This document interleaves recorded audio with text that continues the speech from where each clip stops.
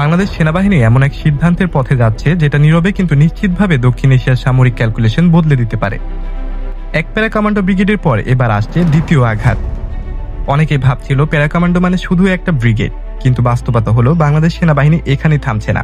গঠনের পথে রয়েছে 2 প্যারা কমান্ডো ব্রিগেড এবং নতুন আরো 2টি প্যারা কমান্ডো ইউনিট। এক প্যারা কমান্ডো ব্রিগেড এতদিনে তাহলে কি প্রমাণ করেছে?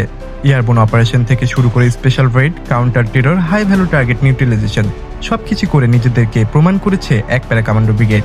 এই ব্রিগেড দেখিয়েছে বাংলাদেশ সেনাবাহিনী এখন রিঅ্যাক্টিভ না, প্রোঅ্যাক্টিভ ডক্ট্রিনে বিশ্বাসী।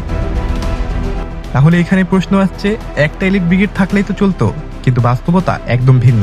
কারণ আধুনিক যুদ্ধ মানে multiple force, secret operation, rapid deployment. একটা ব্রিগেড দিয়ে দেশের পূর্ব, পশ্চিম এবং দক্ষিণ একসাথে কভার করা অসম্ভব। এখানে আসছে সবচেয়ে গুরুত্বপূর্ণ তথ্য।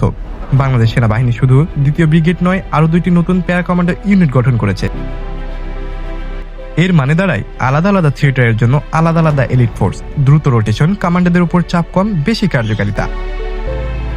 অনেকে ফোর্সেস গোল 2030-কে একটা শুধুমাত্র ডকুমেন্টারি মনে করেছিল, কিন্তু 2 প্যারা কমান্ডো ব্রিগেড প্রমাণ করেছে এই পরিকল্পনা এখন বাস্তব যুদ্ধ ক্ষমতায় রূপ নিচ্ছে। Drone, artillery, air defence system, সাথে এখন নতুন নতুন প্রযুক্তি যুক্ত হচ্ছে। একাধিক এলিট এয়ারবোনসের স্ট্রাইকার ফোর্স গঠন হচ্ছে। এই উন্নয়ন শুধু বাংলাদেশের জন্য নয়, এটা একটা স্ট্র্যাটেজিক মেসেজ। আমাদের বাংলাদেশের বার্তা একটাই, বাংলাদেশকে হালকাভাবে নেওয়া কোনো দেশ মনে করবেন না। প্রয়োজনে দ্রুত ও নির্ভুল আঘাত হানতে পারে যে কোনো সময়। এখান থেকে প্রশ্ন আসে, বাংলাদেশ সেনাবাহিনীর পরবর্তী ধাপ কি? আপনার মতামত কি? কমেন্টে আমাদেরকে জানাতে পারেন এবং ভিডিওতে লাইক দিবেন। আর ডিফেন্স অ্যালার্ট বিডিকে সাবস্ক্রাইব কিংবা ফলো করতে একদম ভুলবেন না।